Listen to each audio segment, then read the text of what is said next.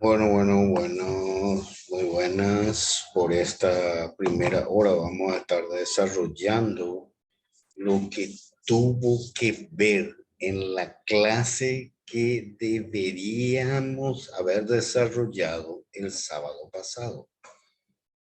Pero no pude porque no estaba teniendo acceso estable a internet, entonces decidí no hacer la grabación. Pero esto es un requisito por parte del ministerio y no quiero que le perjudique académicamente a nadie. Entonces, vamos a hacer este video, ¿sí? Con toda la pila del mundo, con todas las ganas, espero que les sea útil y que cumplamos con todos los requisitos. Existen académicos, existen legales y existen administrativos. Ese tipo de responsabilidades no se pueden eludir porque son responsabilidades inherentes, que,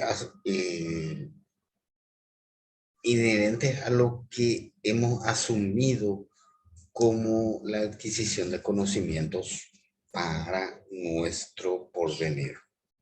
Ok, comencemos. Esto es perteneciente a la clase anterior que no la habíamos desarrollado, pero como les dije, es un requisito que debe ser cumplido. Entonces vamos a levantar este video desarrollando este conjunto de diapositivas. En la segunda hora estaremos tocando un poco más a fondo lo que tiene que ver la parte de evaluación de riesgo, y en el transcurso de la tarde yo creo que Ale les estaría habilitando a la gente que esté al día con la parte administrativa, le va a estar habilitando la plataforma para que puedan rendir las parciales. Ok, comencemos. Antecedentes de la higiene industrial. Tuvo en la mitología griega, comenzó con Igea o Higia, que es la diosa de la mitología griega encargada de la salud. Era hija de Esculapio, dios de la curación.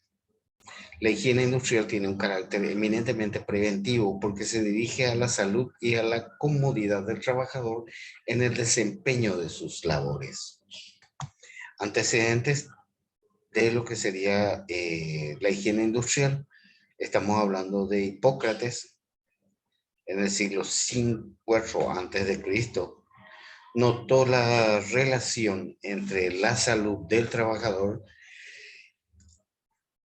y su medio ambiente. En sus estudios que hablan de la intoxicación del plomo en las minas.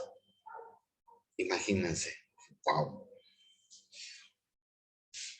También lo describió Galeno en el siglo I después de Cristo. Lo describió como una patología por exposición. Plinio el Viejo en el siglo II después de Cristo lo describió como los riesgos a la salud de los trabajadores que manejaban zinc y sulfuro. Diseñó una mascarilla con una vejiga de animal como protección. En realidad era la vejiga de una cabra, la que utilizó como fue la primera mascarilla que se utilizó, o el primer tapaboca, como le quieran llamar. ¿Mm? Vaya tapaboca, vaya tapaboca era, ¿eh? Hola Mari, ¿cómo estás? Mari, en esta primera hora vamos a tocar la clase que tendríamos que haber desarrollado el sábado pasado, y durante la segunda hora vamos a desarrollar lo que tiene que ver con respecto a la clase correspondiente al día de hoy, la clase 5. ¿Mm? Agrícola en 1556 escribió el libro Remetálicas, donde describe las enfermedades de los mineros y las medidas preventivas como ventilación y equipos de protección. ¿Mm?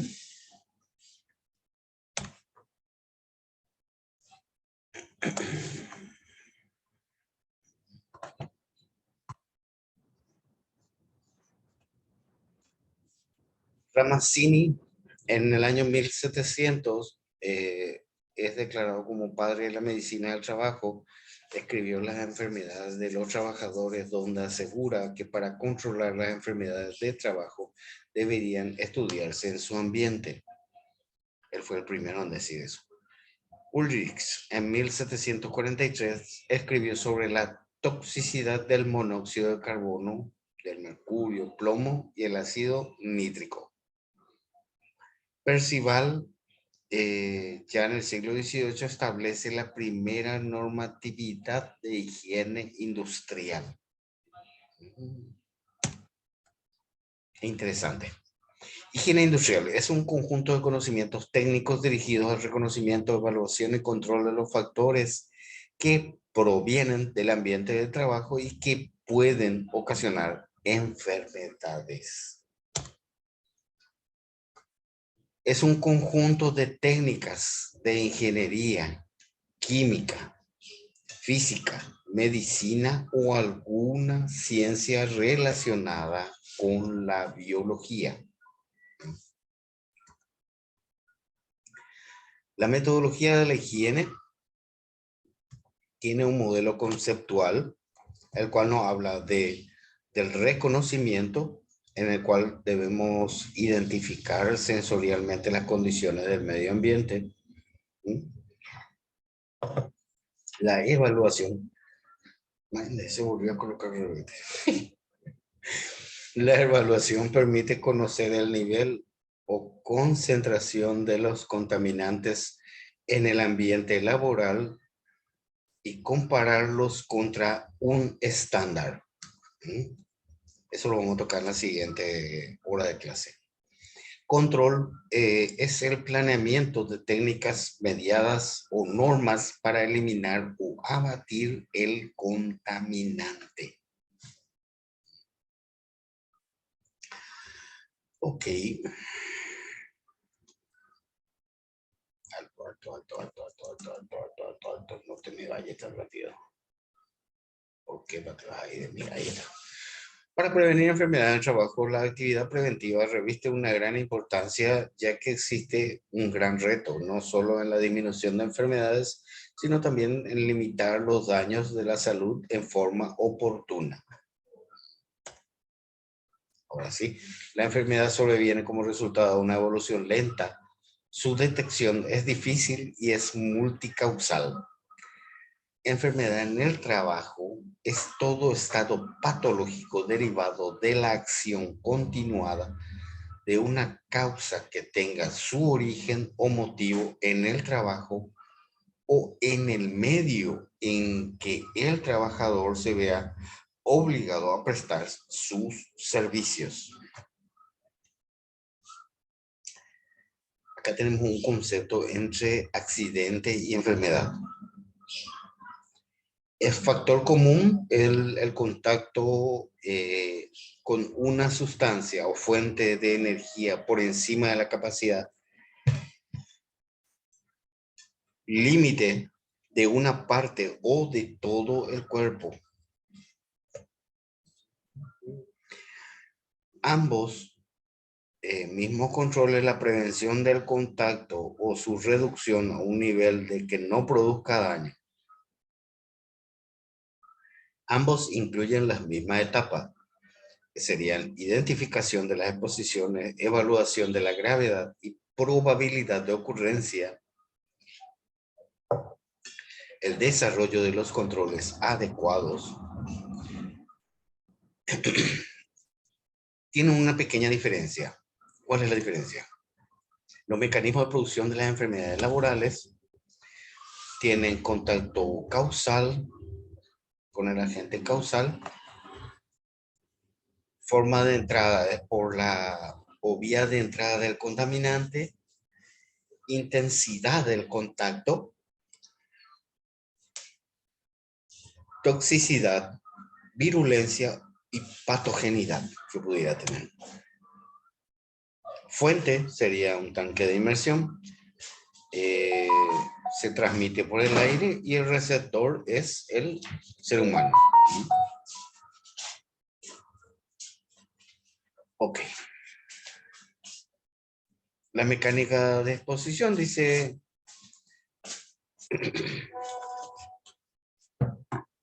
una alteración reversible inmediata es determinada por un médico.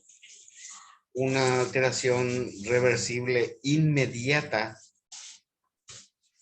puede llevar entre 8 a 16 horas entre el agente, el huésped y el ambiente.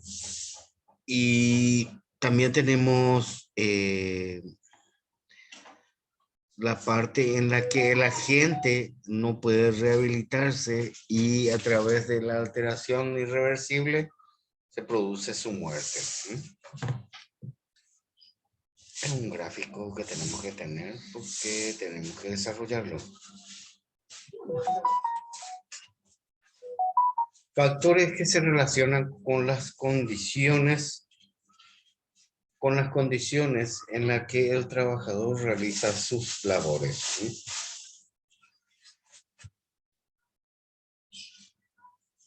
Tiempo, frecuencia, antigüedad, características de la exposición,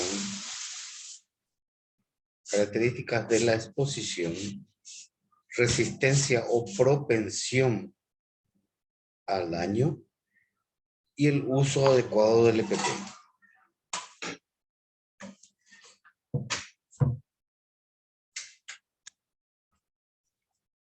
Los agentes que pueden producir enfermedades se clasifican en físicos, químicos, biológicos, psicosociales y ergonómicos. Los psicosociales en realidad llegaron a entrar a partir de hace aproximadamente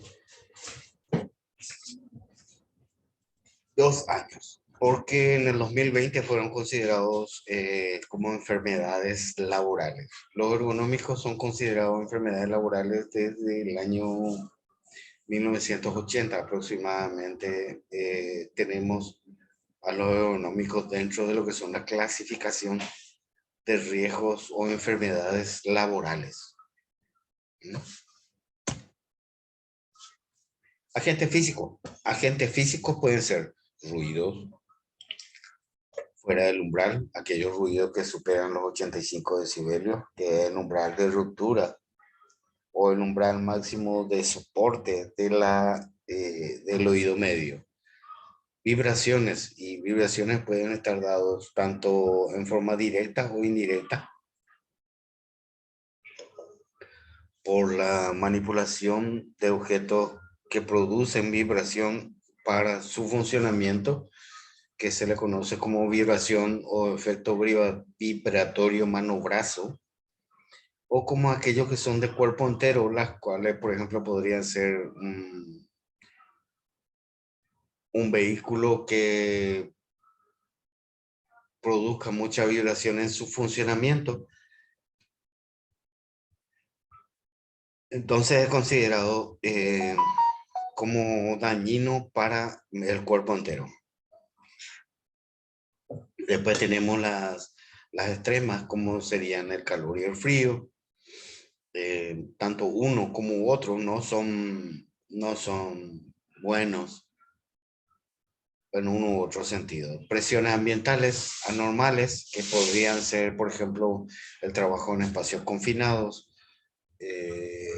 trabajo en altura, trabajo bajo tierra, porque acuérdense que el trabajo bajo tierra es considerado también un trabajo en altura, solamente que en sentido inverso. ¿Mm? Radiaciones. Las radiaciones podrían estar dadas por radiaciones ionizantes y no ionizantes.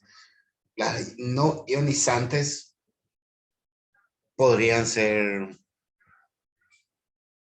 la exposición a rayos X, exposición a centrales telefónicas,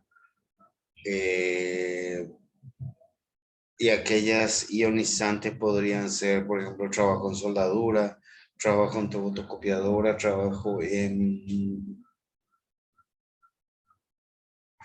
consultorios con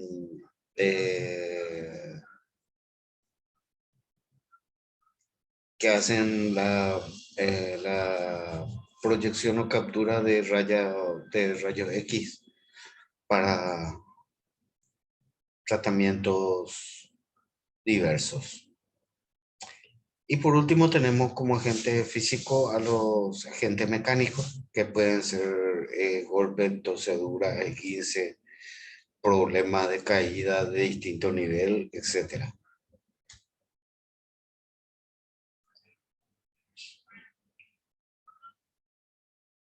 Agentes físicos, ruido, son los sonidos cuyos niveles de presión acústica en combinación con el tiempo de exposición de los trabajadores se pueden ser nocivos para la salud.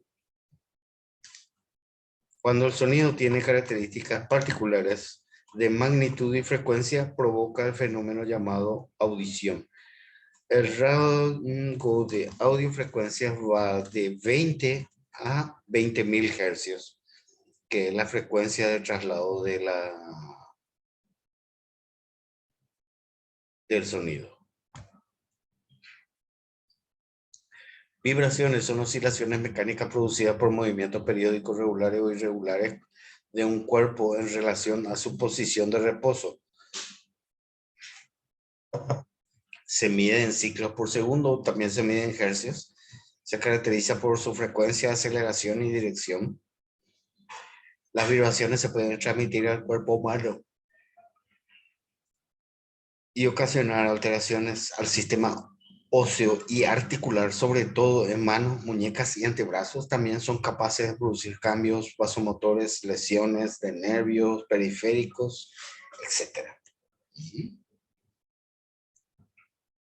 Condiciones térmicas extremas es la situación ambiental capaz de permitir una pérdida o una ganancia de calor en el cuerpo humano que sea capaz de alterar su salud. Los factores que constituyen el ambiente térmico son temperatura del aire, velocidad del aire, humedad del aire, temperatura media radiante y calor metabólico.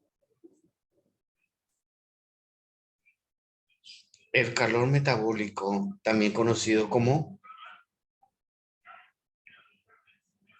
estrés térmico, o confort térmico, el cual nos habla de que el confort térmico sería en un rango superior a 17 hasta 20, superior a 20 se tornan ciertamente incómodos y menores a 16 son bastante fríos.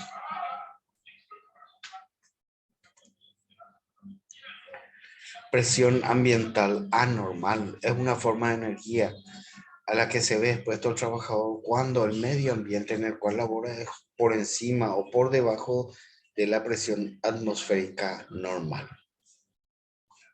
Estuvimos hablando de lo que serían espacios confinados,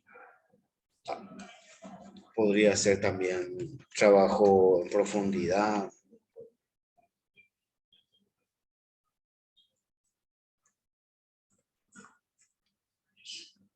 Radiaciones se definen en general como una forma de transmisión espacial de la energía que efectúan ondas electromagnéticas, partículas materiales emitidas por átomos inestables. Radiación no ionizante podría ser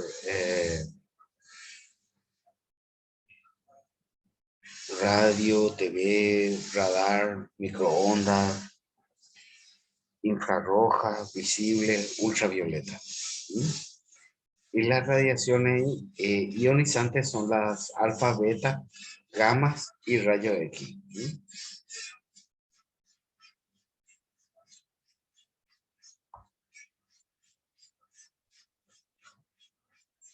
Sustancias, por la forma de presentarse,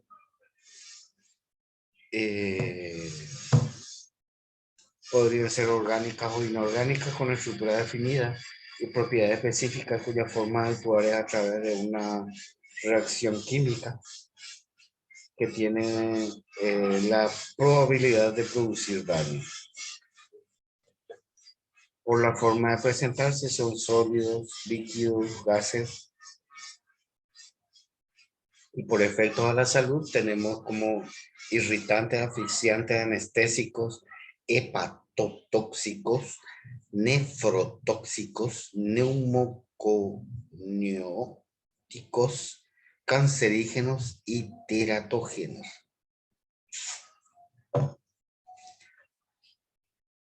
Los agentes biológicos son microorganismos unicelulares o multicelulares que provocan enfermedades en el hombre cuando están presentes en el ambiente. Los microorganismos patógenos están constituidos por virus, bacterias, ricketsias, hongos, protozoarios o metazoarios. Agentes psicosociales son las condiciones bajo las cuales el hombre desarrolla su trabajo. Pueden producir reacciones afectivas de equilibrio o desequilibrio psicológico y trastornos del comportamiento, organización y condiciones del trabajo, tipo de trabajo, trabajo con cambio de turno, estabilidad en el puesto, cohesión, comunicación, el estilo de mando, las relaciones interpersonales, el aislamiento, la actitud, etc. Esos son algunos de los factores que influyen en lo que sería el comportamiento psicosocial.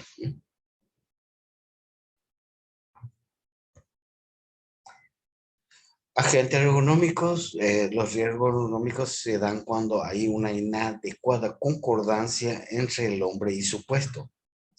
Y se dan principalmente por sobreesfuerzos, repetitividad de tareas y mantener posturas incómodas o inadecuadas.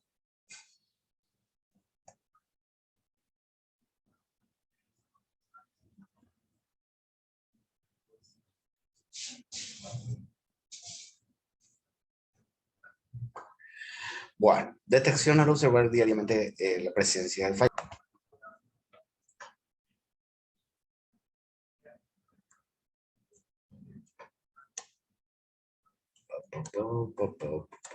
Ahí está. Información general de empresas, debe ser la organización de la empresa, información del personal, información de producción, servicios preventivos, estadísticas de riesgos, reconocimiento sensorial. La evaluación está dada por tres entornos que se entrelazan entre sí, que sería el estándar, con las mediciones y ellos a su vez con el análisis de interpretación, que dan como consecuencia la evaluación.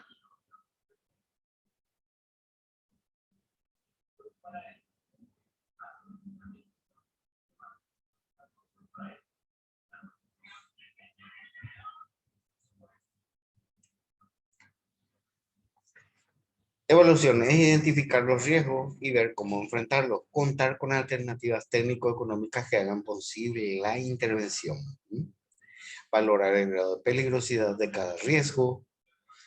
El método TINE nos dice que debemos verificar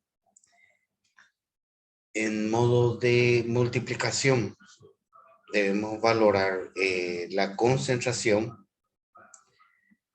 contra la exposición por el peligro.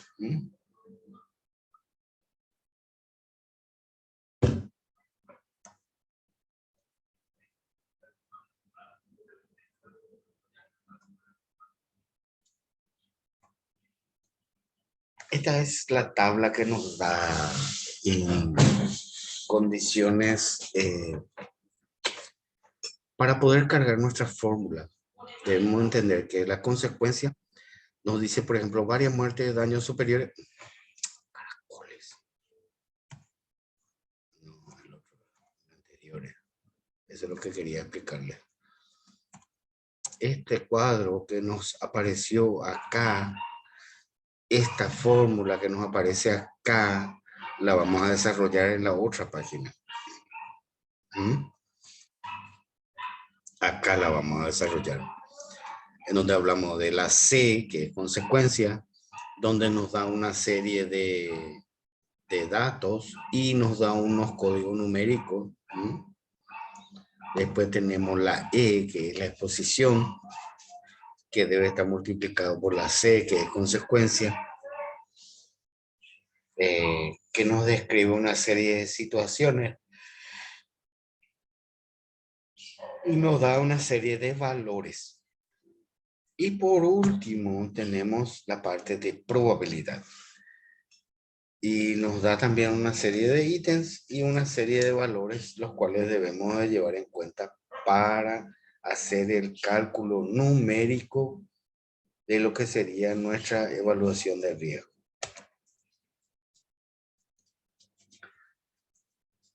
Después tenemos en la parte de justificación, tenemos el grado de corrección, que también tiene su forma de ser evaluado, y el código numérico bajo el cual debe ser asentado. Después tenemos el factor de costo, que tiene sus categorías y también debe ser considerado en la evaluación. Planeación del estudio de campo, el sistema de muestreo, desarrollo del estudio de campo, el análisis de los resultados. Todo esto lo vamos a desarrollar en la segunda hora. La segunda hora la vamos a estar desarrollando. Cantidad de trabajadores por muestrear, localización del dispositivo de muestreo, cuántas muestras al día, qué intervalo de muestreo, qué periodo debe ser muestreado, cuántos días al año hay que muestrear.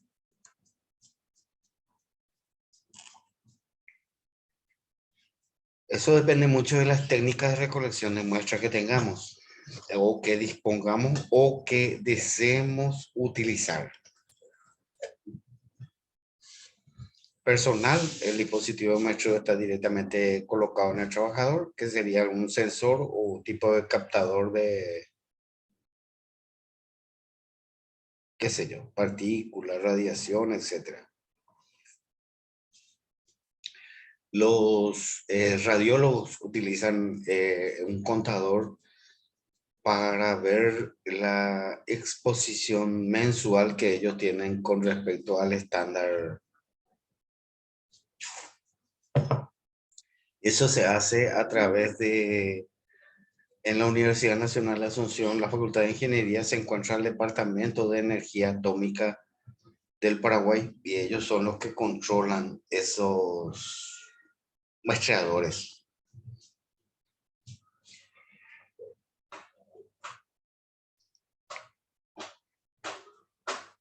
Zona respiratoria del dispositivo de muestreo es tomado por la persona quien realiza la muestra de aire en la zona de respiración del trabajador. Se utiliza como una pequeña válvula que absorbe, por ejemplo, cuando se va a hacer medición de particulado. Normalmente medición de particulado, medición de posición a gases como CO2 o cualquier otro tipo de gas que pudiera existir dentro de lo que es el proceso. Normalmente se hace este tipo de muestreo a través de un chupón que lo pasa por un filtro, y esto es cuantificado por la máquina y luego se realizan los cálculos para poder asentar en el informe. El de área o ambiental es tomado en algún lugar del área de trabajo. Normalmente esto de área o ambiental podría ser considerado como cuando hacemos mediciones de ruido, cuando hacemos mediciones de luz, confort térmico. ¿Sí? Tipos de control, y tenemos en la fuente, en el medio y en el receptor. En la fuente es cuando podemos, por medio de algunos controles de ingeniería, podemos, podemos controlar la exposición del trabajador. En el medio es cuando ya se encuentra en el entorno del trabajador. ¿Mm? Y en el receptor es cuando directamente influye en el trabajador.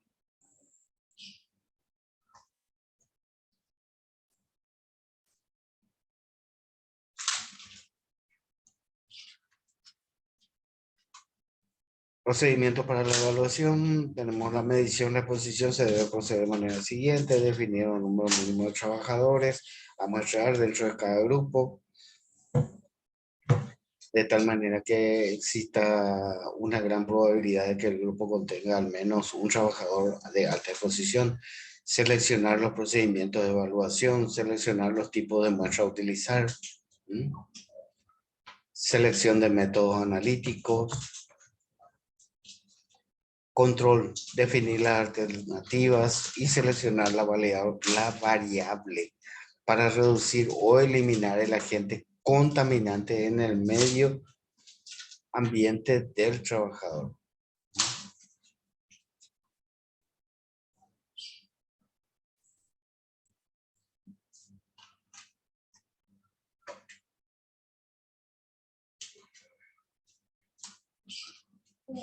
Control de ingeniería es aplicar un programa de control en el que se implementará las siguientes medidas considerando la naturaleza de los procesos productivos, aspectos tecnológicos, económicos, factibilidad y viabilidad, sustitución de las sustancias del medio ambiente laboral por otras sustancias cuyos efectos sean menos nocivos.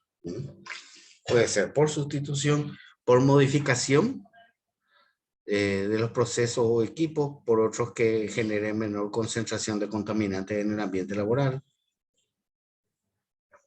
Modificación de procedimientos de trabajo para minimizar la generación de contaminantes en el medio ambiente laboral y la exposición del trabajador. Aislamiento de procesos en equipos o áreas para evitar la dispersión de los contaminantes del medio ambiente laboral. Aislamiento del trabajador del medio ambiente laboral contaminado a una atmósfera libre de contaminantes. Utilización de sistemas de ventilación por extracción localizada para evitar dispersión de los contaminantes. Podría ser esto chimenea de caldera. Utilización de sistema de ventilación general.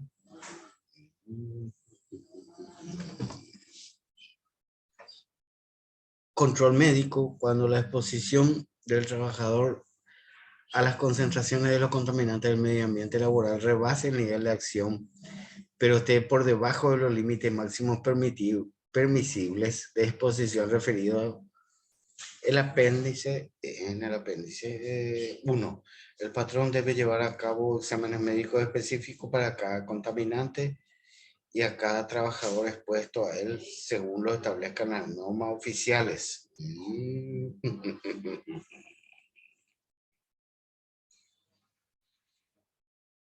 Ok, acá ya me está avisando que tenemos 10 minutitos. Bueno. Reconocimiento, esto lo vamos a volver a tocar, no se preocupen, que lo vamos a volver a tocar la siguiente hora. Y veremos cuántos más se adhieren al equipo para la segunda hora. Esperemos que la mayoría. Plano de distribución de áreas de que existía ruido, descripción del proceso de fabricación, descripción del puesto de trabajo, programa de mantenimiento de maquinaria, equipo, generadora de ruido, registro de producción, número de trabajadores por área, por proceso de fabricación.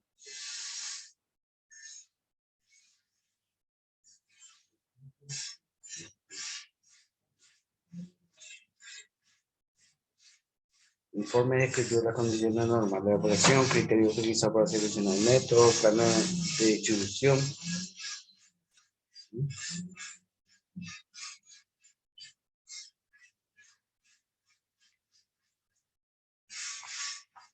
Los controles, como dijimos ya, pueden ser reformas en la fuente generadora, en el medio de transmisión, que puede ser agua o aire, ¿sí?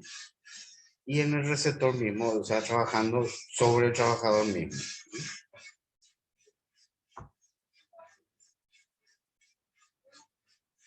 Acá tenemos las medidas técnicas, medidas administrativas. ¿Sí? Les espero para la segunda hora. Nos vemos en 20 minutos. María, avísale a la gente que trate de entrar lo más posible para la segunda hora. ¿Sí?